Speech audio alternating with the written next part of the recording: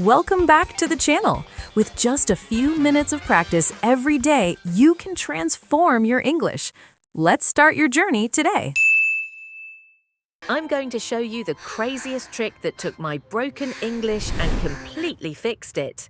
For years, I could read and understand English perfectly, but the second I tried to speak, my brain would just shut down.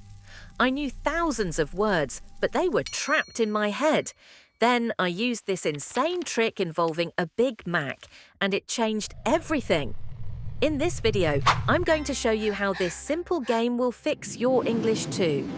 If you're learning a language, you know exactly what I'm talking about. You can build perfect sentences in your head, but the second you have to talk to a real person, your mind goes completely blank. For me, it wasn't about grammar, it was pure fear. Fear of messing up, fear of being judged, fear that I'd just stand there looking stupid, and that fear destroys your confidence. I hit my absolute lowest point in a coffee shop. The barista asked me a super simple question, and I literally froze. My heart was pounding. All I had to say was I'd like a coffee, but my brain and mouth were not connected. I ended up pointing at the menu like a little kid, and my face was so red. I felt completely defeated. I was stuck in the silent learner trap. I knew everything, but I couldn't say anything. My mouth was a muscle that had never been to the gym. I was 100% convinced I would never be able to speak English. Then one night, I was walking home, totally defeated, and I saw that giant glowing McDonald's M. And that's when I had the craziest idea. What if I could turn ordering McDonald's into a game to fix my English? The conversations are always the same. It's basically a script. It's not a deep conversation, it's a simple transaction. This was the perfect place to practice. So I invented this challenge, the McDonald's role play. The rules were simple. Once a week, I had to go to McDonald's and order my entire meal in perfect English. No pointing, no mumbling. I had to use full sentences. Before I even left my apartment, I practiced in the mirror. It sounds crazy, but I rehearsed every single line. I'd like a Big Mac, I started with a please. simple opener. Hi, I'd like a Big Mac combo, please. I was ready for their questions. For here or to go? My answer was ready. To go, please. What would you like to drink? A Coke, please. I even planned for challenges. What if I wanted no pickles? Can I get that with no pickles, please? What if they try to upsell me? No, thank you, a medium is fine. Talking to myself in the mirror felt ridiculous, but it was the first time I was actually training my mouth to speak English. I wasn't just thinking anymore, I was doing. The first time I tried this challenge for real, I was so nervous. I walked up to the counter, my heart was pounding, and the cashier asked what I wanted. I took a deep breath and just said the line I practiced. Hi, I'd like a Big Mac combo, please.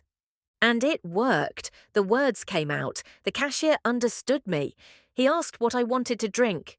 A Coke, please. Okay, for here or to go? To go, please. The entire thing took less than 30 seconds, but when I walked out of there, I felt like I had just won $1 million. It was a small win, but it felt huge. I had faced my fear and I won. This tiny success gave me an insane amount of motivation. The next week, I went back and tried a custom order. A quarter pounder with cheese, but with no onions, please. And it worked. The week after, I did the drive-through to make it even harder. Each visit was like leveling up in a video game. This is why this crazy trick works. It gives you a safe, predictable place to practice. The stakes are so low. If you mess up, who cares? You get the wrong sauce. Big deal. This taught me that mistakes don't matter. This wasn't about food. It was about building insane courage. That one win at McDonald's gave me the confidence to try a harder conversation, and then another and another. My fluency was built on hundreds of these tiny, consistent wins. The McDonald's trick broke the cycle and proved to my brain that I could speak. It completely rewired my brain from "I can't do this" to "I literally just did it." That change was everything. So look, the secret isn't actually about McDonald's. The secret is finding your McDonald's. You need to create your own low-stakes, real-world challenge you can do over and over again. Your McDonald's could be anything. It could be ordering coffee every day. It could be asking a librarian for a book. It could be buying a train ticket from a real person instead of a machine. You have to stop just learning and start doing. So here is your mission, and I want you to actually do this. First, find a simple, everyday interaction. Second, script it out. Practice it in the mirror. I don't care if you feel crazy. Third, and this is the most important, you have to go out and do it. Don't worry about being perfect. The goal is just to communicate. The goal is building muscle memory and confidence. Every time you complete your challenge, you're proving to yourself that you're not just a learner, you are a speaker. This entire journey started with one decision to order a burger. It was a tiny step that helped me climb the whole mountain, and I know you can do it too. So I want to know, what's your McDonald's trick going to be? Challenge yourself right now and leave your idea in the comments below. What is one small challenge you can do this week? Sharing your plan in the comments is the first step. And if this video helped you, you already know what to do. Smash that like button and subscribe right now so you don't miss the next video. Don't wait. Start today. Go order your Big Mac. You can do this. Hit subscribe so we can keep practicing English together.